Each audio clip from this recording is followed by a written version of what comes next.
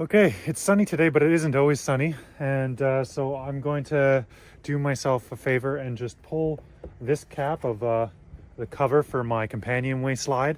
It's obviously broken in here, and I'm going to yank it, bring it in the shop, dry it out, and see if I can't repair that and get it back on here to keep everything going on down below nice and dry, because yeah, it's going to rain again soon.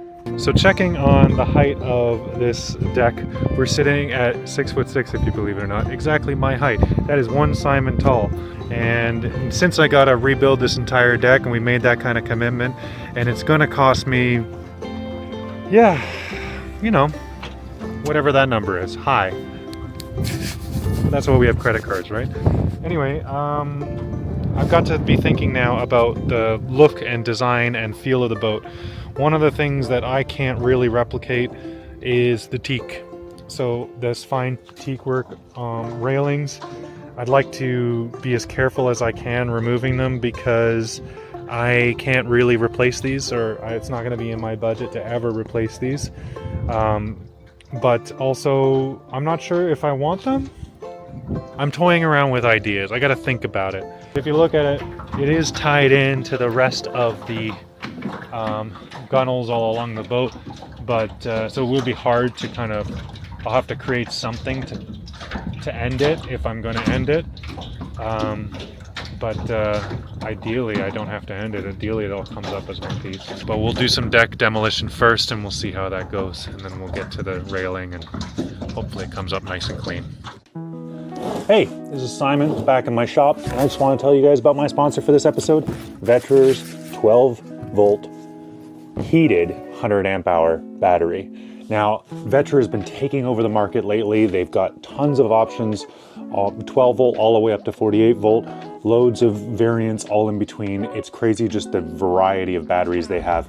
They have 12 volt 100 amp hour batteries as little as 280 Canadian dollars, which is nuts. This one here is a bit more premium. It has the Bluetooth, it has low temp protection, and it also has heated.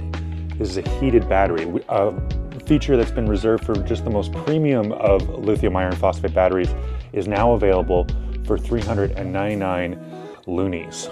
So let's get into it, let's test it, and let's make sure it does what it says it does.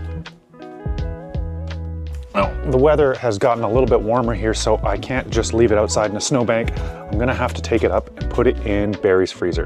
Oh my God, look at that sunrise. Spring's around the corner. I'm so excited. Anyway, as you can see, it is kind of the normal size, which is a little disappointing because these lithium iron phosphates have been getting smaller.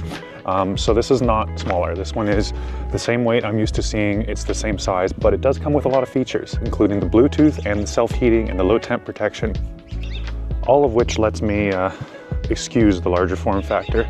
It's not the priority of this battery. I've already tested the Bluetooth, and the app is actually quite well made, which is nice, because that's not always the case with some of these. So I was happy to see that. This old freezer. Oh, still have some chicken drumsticks down there. Anyway, we'll set this in there, let it cool down, and I'll go get my charging set up. Okay, so we put the battery in the freezer. We've had it sitting there cooling down. I checked on the app and it was definitely below the freezing temperature. I think it was at -5 degrees when I started.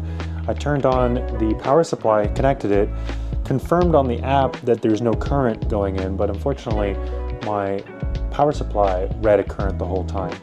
But then I noticed that the top of the battery was getting a slight warm spot when I was checking with the thermal camera.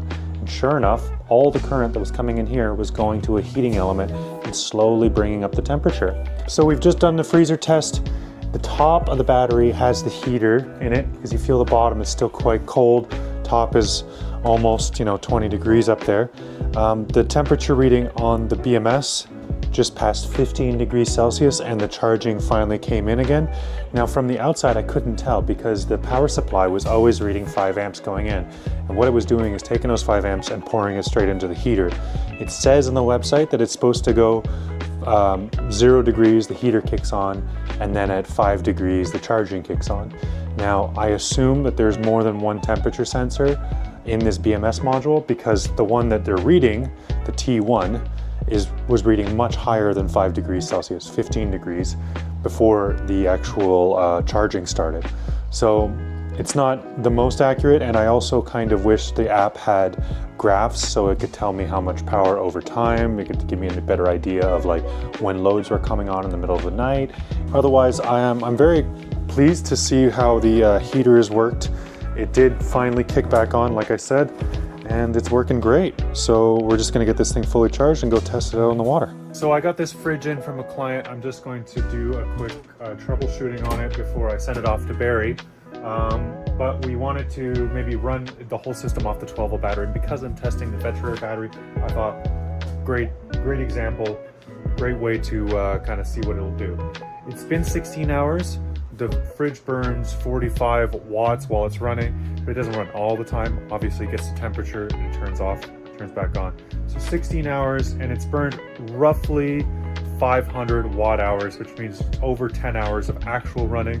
So the fridge, which was totally warm when I plugged it in, probably not the best case example, but you can assume the fridge is gonna run more than 50% of the time. So I always told people, hey, get another battery. If you're gonna put a fridge on your boat, on your van, in your RV, whatever it is, get another battery, because over the course of a day, it's gonna burn through that battery and you're gonna need, a 24-hour charging cycle of some sort. Now, in this case, probably 48 hours, which is lovely because the lithiums actually give you a full 100 amp hours. So I'm able to log into the app and see what this fridge is consuming just by connecting it directly to the battery. I can see the consumption through the app, which is amazing. I just can't see it over time. So, great, but not perfect. All right, follow up on the fridge situation. We're just about at 3 days and it's at 2% battery. So now I just put it back on the charger. We're charging it back up. The fridge has been running smoothly, 45 watts on and off. It does a pretty good job, but 3 days is pretty insane out of one battery for one fridge.